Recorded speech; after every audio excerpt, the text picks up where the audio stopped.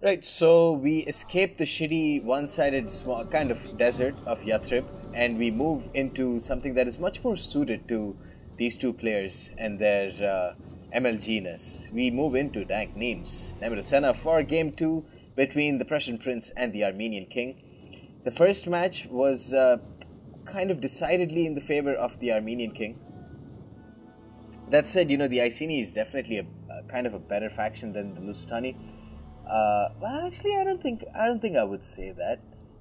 But yeah, you know what? With the max 8 infantry rule, I can see how Lusitani will be a very weak faction, because they truly excel only when they have the option of bringing Iberian swordsmen as well.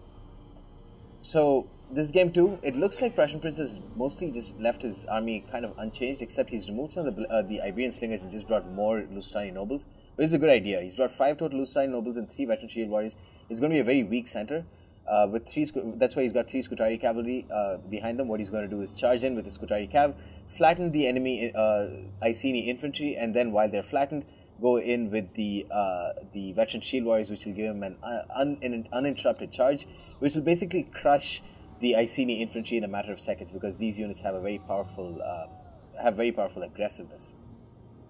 He's also got a couple of Scutari cavalry on the flanks whom he's using pretty aggressively.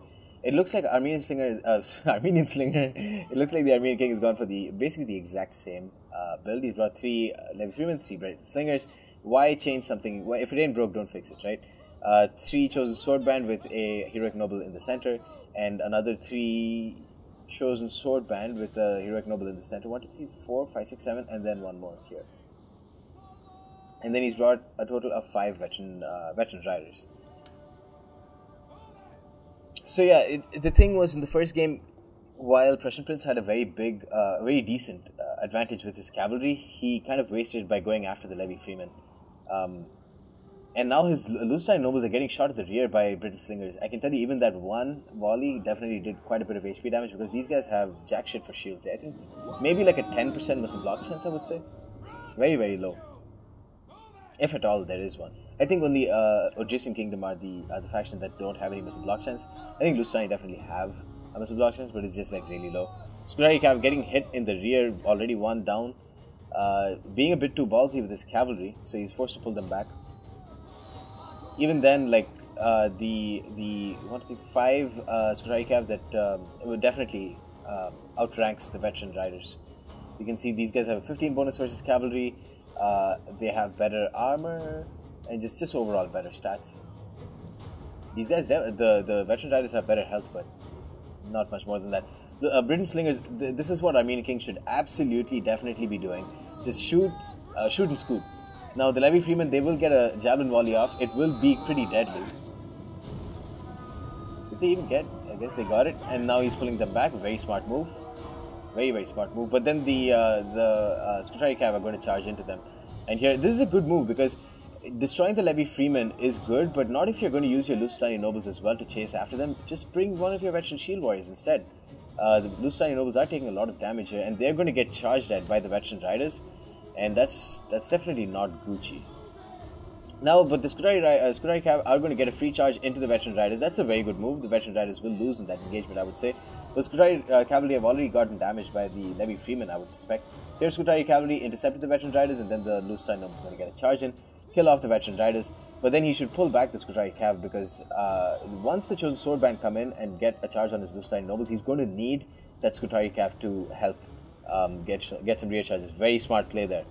These are all very good moves by the Prussian Prince. Already a much better start to the game for the Prussian Prince. Veteran riders dying. Scutari Cav also dying, but then he's caught some of the Britain Slingers, and now he's going to charge into the veteran riders as well over here, I think. And then again, his Lusitani nobles getting another javelin volley off there. Ooh, not good, not good, not good. Veteran riders just got to charge in, but they didn't charge all of them in. Yeah, they flattened a lot, a majority of these units. And here, he's pulling back. Armenian King is pulling back most of his units and then using his veteran riders just to stop the onrush of Lusitani nobles. I would suspect he just wants his Britain Slingers to get more and more kills before charging in. And now he's doing a very good job of protecting his rear with whatever veteran riders he has. But now the Chosen Swordband are going to get ganged up on by Lusitani nobles, by Scutari Cav. And this essentially means that the cavalry for Armenian King is done. Now, Chosen Swordband are going to charge into Veteran Shield Warriors. Veteran Shield Warriors have a huge weakness apart from the lack of shield wall, which is their lower health of 55 versus 60. You can see they do get a lot of kills, while the Armenian King has used shield wall on a lot of them, he hasn't used shield wall on this little engagement here, and he's getting rear charged by another Veteran Shield Warrior. So this could be a pretty important hole that's poked through. The Lusitania Noble General using Battle Rhythm and Headhunt, going to get so many kills on Chosen Swordband and the other Chosen Swordband. I would pull them out. I would pull off a lot of his units here. Veteran Shield Warriors, what are they doing? I think they charged into the Heroic Noble General, and now they're getting a second charge onto the Chosen Swordband. I need to look at this replay again, because that could very easily be a second MLG moment among these two players. And now the Scutari Cavalry going to get a charge into the Britain Slingers. This is so much better. It's such a better performance by the Prussian Prince. And Armenian King has just found himself surrounded. He played basically the exact same strategy as the last game, except now Prussian Prince has adapted. And using his cavalry, the veteran riders, in such a ballsy way initially didn't prove to be very good. He did a good job of holding out, but then the Britain Slingers, they need a lot of... you know what? They did a decent amount of damage. 36, 9... well, 9 and 13 here. See, that's the problem right there. Lusitania Noble's about to get a rear charge onto these guys. Again, I would like to see the Prussian Prince pull out some of his units here, because, again, shield wall means they can't charge back. So he can definitely do that with some of his units, and that can, mean that means he'll be able to get more kills. Wow, what insightful commentary. But now these two full-strength Scutari Cavalry will make such a huge impact on this game, and he's just getting repeated rear charges onto the Heroic Nobles General. He's already popped second win onto his Lusitania Nobles. Heroic Nobles has performed so poorly for the Armenian King, only now putting them into shield wall. The Lusitania Nobles have done very well, 148 kills, and this Chosen Swordband just got ganged up on. The Veteran Shield Warriors, in spite of all that, didn't really do very well. They are a very underperforming mid-tier swords unit. So now the Scutari Cavalry charged into the Britain Slingers. General recently died. That means this game is very decidedly in the hands of Prussian Prince. He's got so many cavalry right now, and he's basically turned this matchup on its head. And it is a best of 3, by the way. So close victory to the Prussian Prince. I believe one of them just quit because the game was basically over. And let's take a look at the stats. The Lusitania Nobles did so much better, because the fate of the Lusitania rests in the hands of the Lusitania Nobles. Only one of them underperformed, and you can let one of your units underperform if you bring 5 Lusitania Nobles. Some of the Veteran Shield Warriors, for the most part, not good. You have to realize the Chosen Swordband themselves are pretty shit barbarian infantry, and even against them, the Veteran Shield Warriors didn't do very well. Scutari Cavalry played such a huge role in this game.